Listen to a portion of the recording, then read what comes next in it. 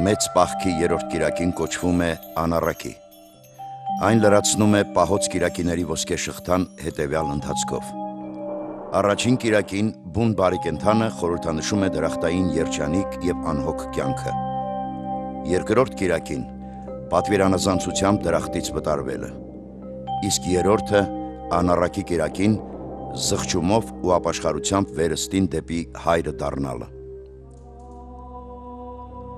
Ղուկասի ավետարանում անառակ որդու առակին նախորդում են մոլորյալ ոչխարի և 10 դրամների առակները։ Նույն ձևով միջնադարյան պատկերագրությունում այս 3 առակների նկարազարդումները հաջորդում են իրար։ Ավագ ծաղկողի 1337 թվականի Թավրիզում ընդօրինակած այս ավետարանը ունի 79 թեմատիկ մանրանկար, որտեղ ապաշխված են ավետարանական շարադրանքի համապատասխան հատվածներում։ Պատմելով մոլորյալ ոչխարի առակը, Հիսուս հավաքվածներին ասում է. «Ձեզնից ով է այն մարդը, որ երբ 100 ոչխար ունենա և կորցնի նրանցից մեկը, արոտավայրում չի թողնի 99-ին և չի գնա կորածի հետևից, մինչև որ այն գտնի։ Եվ երբ այն գտնի, կդնի իր ուսերի վրա խնդությամբ և կգնա տուն, կկանչի բարեկամներին և հարևաններին ու նրանց կասի. ուրախացեք ինձ հետ, որովհետև գտա իմ կորած ոչխարը։ Ասում եմ ձեզ, որ այսպես ուրախություն կլինի երկնքում մի մեղավորի համար»։ Ավագ ծաղկողը պատկերել է լեռնային արոտավայրը, պատկերից դուրս բարի ու քաջ Հովվին, Քրիստոսին, ուսերին պահած մոլորյալ ոչխարը։ Այս առակին անմիջապես հաջորդում է կորած դրամի առակը։ Քրիստոս դիմելով հավաքվածներին ասում է. «Ով է այն կինը, որ երբ 10 դրամ ունենա և մի դրամը կորցնի, ճրակ չի վառի և չի ավլի տունը փութով ու չի փնտրի մինչև որ գտնի»։ Ավագ ծաղկողը առակին համահունչ պատկերել է ճրակի լույսի ներքո տունը ավլելով կորած դրամը որոնող կնոջը։ Ավելի վերևում 9 դրամներն են, իսկ ներքևում ավելով գտնված այն դրամը, որը կորել էր։ Պատկերինքից ներկայացված է տունը լուսավորող ճրակը։ Այս երկու առակներին հաջորդում է անառակի առակը, որում ասվում է, թե մի մարդ 2 որդի ուներ, որոնցից կրտսերը, հորից պահանջելով հայրական ունեցվածքի իրեն հասանելիք բաժինը, այն վաճառում է և ձեռք բերած գումարը վատնում հեռու մի երկրում։ Սպառելով հայրական ունեցվածքը, հարկադրված ծառայության է անցնում որպես խոզապան, ում արգելված էր անգամ կենդանիներին տրվող եղջերենու պտուղն ուտել։ Այդ ժամանակ հիշելով հայրական տունը ասում է. «Քանի վարձու աշխատավորներ կան իմ հոր տանը, որ առատ հաց ունեն, և ես այստեղ սովամահ կորչում եմ։ Վեր կենամ գնամ իմ հոր մոտ և նրան ասեմ. հայր,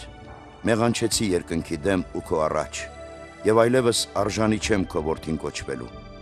Ինձ վերցրու իբրև քո աշխատավորներից մեկը։ Եվ վեր կացավ եկավ իր հոր մոտ, և մինչդեռ հեռու էր, հայրը տեսավ նրան և գթաց, վեր կացավ և վազեց նրան ընդառաջ, ընկավ նրա պարանոցով և համբուրեց նրան։ Եվ որդին ասաց նրան. հայր, մեղանչեցի երկնքի դեմ և քո առաջ, այլևս արժանի չեմ քո որդին կոչվելու։ Հայրը սակայն վերահաստատում է նրա իրավունքները,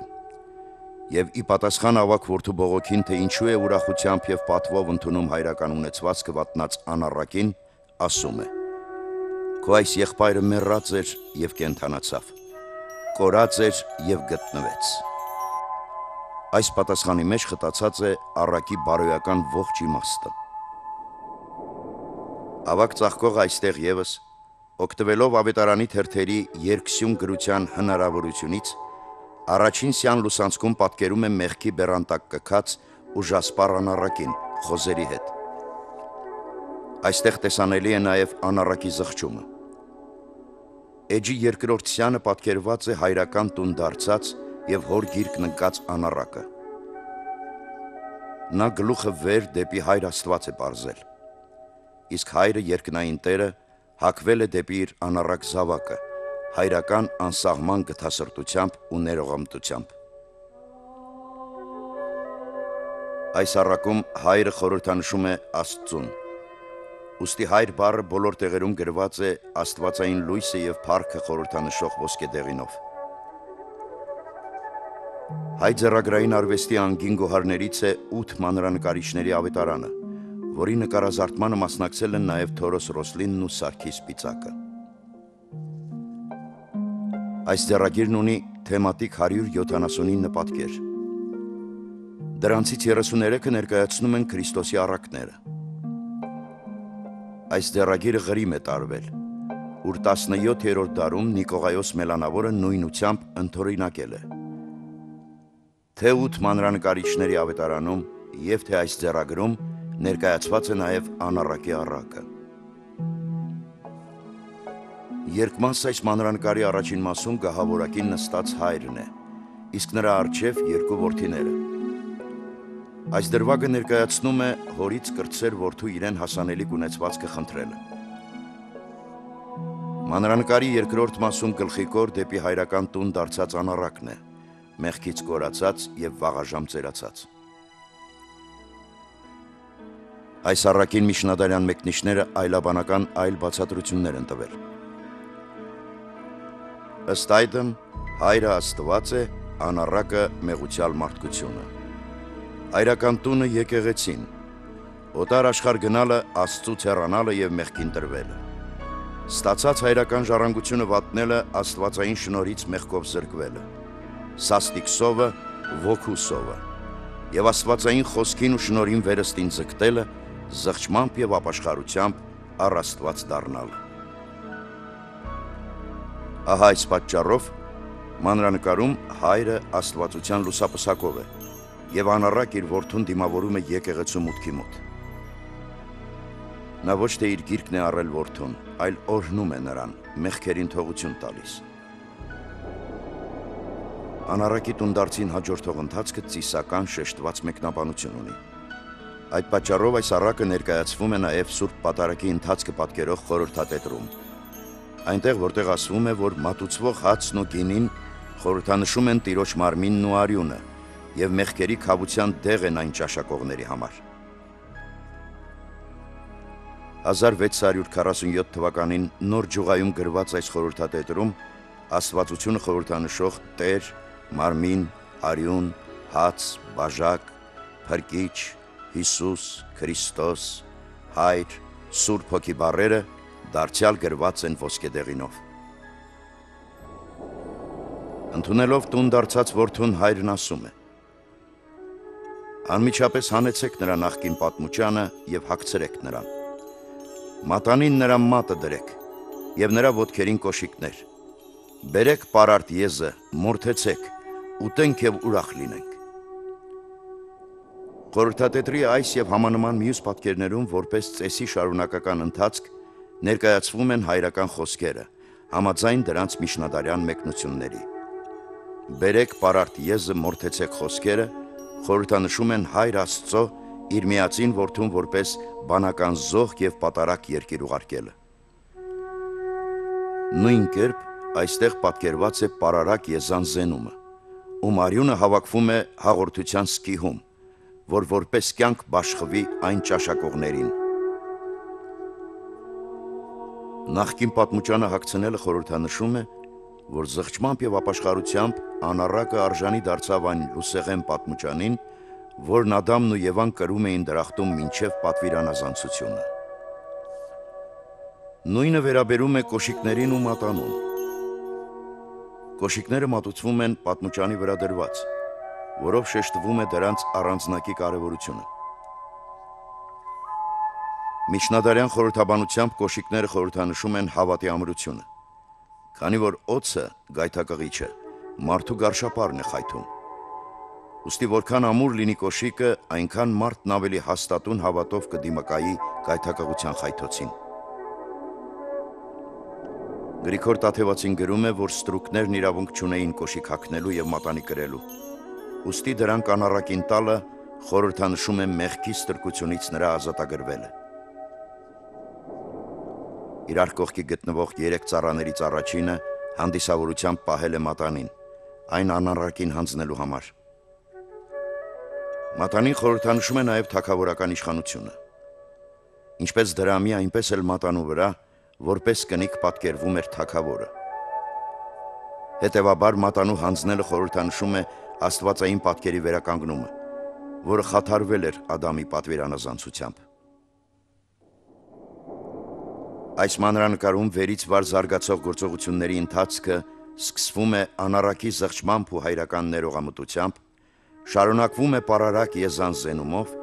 ապա մատանու, պատմուճանի և կոշիկների մատուցմամբ։ Վերին ոսկեփայլ մասում պատկերաշարն ավարտվում է խնջույքի և ուրախության տեսարանով։ Կորած ոչխարի, դրամի և անառակի իրար հաջորդող 3 առակները միմյանց կապված են այլաբանական նույն խորհրդով։ 3 առակների վերջում էլ ուրախանալու հրավեր է ուղղվում։ Կորած ոչխարի և դրամի առակներում ասվում է, որ երկնքում նույնպիսի ուրախություն կլինի գտնված յուրաքանչյուր մեղավորի համար։ 100 ոչխարից կորել էր մեկը, մնացել էին 99, 2 առակներում էլ 9-ի և 1-ի կրկնությունը պատահական չէ։ Սկզբնապես հրեշտակներն 9 էին, մինչև որ սատանան ապստամբեց և երկնքից երկրի խորխորատը նետվեց։ Մարդով պետք է լրանար 10 թիվը, սակայն իր անկման ու մարդու բարձրացման համար չարությամբ լցված սատանան պատճառ դարձավ, որ Ադամը զրկվի աստվածային շնորհից։ Նույն պատճառով ագարակի տերը, սատանան, դաժանորեն է վարվում անառակի հետ, որովհետև Աստծուց չկարողանալով վրեժ լուծել իրեն երկնքից վար նետելու և հրեշտակային պատվից զրկելու համար, փորձում է վրեժ խնդիր լինել աստվածային պատկերով ստեղծված մարդուց։ 3 առակներում էլ կորցրածը գտնելով լրանում է 10 դասերից բաղկացած հրեշտակների թիվը։ Ահա այս պատճառով խորհրդատետրի այս մանրանկարի վերին մասը ոսկեդեղին է, խորհրդանշելով աստվածային երկինքը, ուր խնջույքի փող փչողները ներկայացնում են հրեշտակների ուրախությունը։ Մարդկային խոր ապրումներով և հոգեբանական անակնկալ շրջադարձերով հարուստ այս առակը գրավել է նաև վերածնության և նոր շրջանի նկարիչների ուշադրությունը։ Գործողությունների զարգացման ընթացքը նկարիչները պատկերել են 5 տեսարանով։ Առաջին՝ անառակը հայրական տանը, երկրորդ՝ հայրական հարստությունը օտար աշխարհում վատնելիս, երրորդ՝ թշվառության մեջ հայտնված և օտար ագարակում խոզերով շրջապատված։ Ալբրեխտ Դյուրերի 1496 թվականին արված այս փորագրանկարում մոլորյալն իր տանջահար հայացքն է ուղղել առ Աստված։ Չորրորդ՝ դարձ առ հայրական տուն։ Բոսխի այս կտավում աղքատ և բոլորից մերժված անառակը թողնում է վատահամբավ տունը և միայն շունն է, որ նրան ուղեկցում է մինչև դարպասը։ Այստեղ անառակի դեմքը ծաղրի, թախիծի և անորոշ ապագայի հանդեպ մտահոգության հավաքական մի արտահայտություն ունի։ Նրա ժպիտն առաջին հերթին հենց իրեն է ուղղված, իր փշրված ու խորտակված պատրանքներին։ Օտարության մեջ աշխարհը նրա համար դարձել է աղքատության և մեղքի աշխարհ,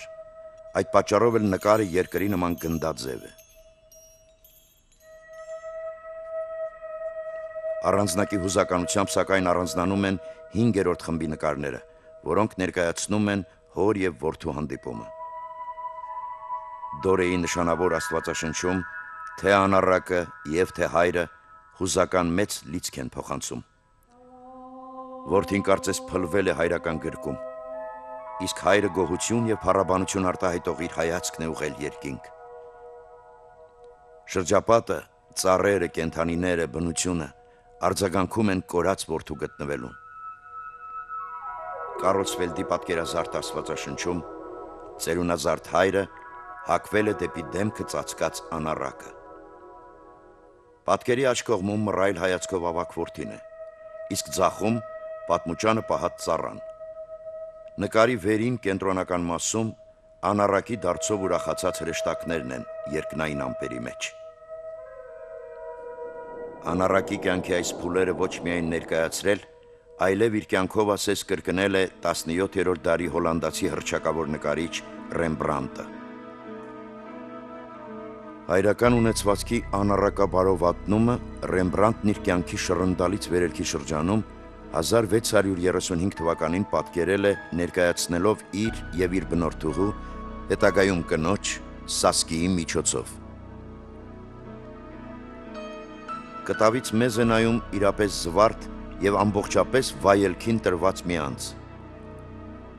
Այս նկարում սակայն համամասնությունների խախտված չափերի շնորհիվ ուշադրություն է գրավում նկարչի ձեռքի անսովոր մեծ բաժակը։ Այն գինուգավաթ չէ, այլ չափման միավոր։ Դրանով ասես հիշատակվում է ինքնազսպման չափը, որն այստեղ պահված չէ։ Դա կանխորոշում է նաև նկարչի ճակատագիրը։ 1640-ական թվականներից սկսվում է նրա աստիճանական վայրեջքը։ Այդ տարիներին Ռեմբրանտը ստեղծում է թշվառության մատնված և հայրական գիրկը վերադարձող անառակի կերպարը։ Ամեն ինչ կորցրած, ամենագութ հորը ապավինող մեղավորի կերպարը։ Մահվանից մեկ տարի առաջ, 1668 թվականին, նկարիչը կորցնում է որդուն և նույն տարում նկարում անառակ որդու վերադարձը։ Ողջ նկարը շնչում է ողբերգական վեհությամբ։ Ղուկասի ավետարանում ասվում է. «Եվ մինչդեռ հեռու էր, հայրը տեսավ նրան և գթաց, վեր կացավ և վազեց նրան ընդառաջ»։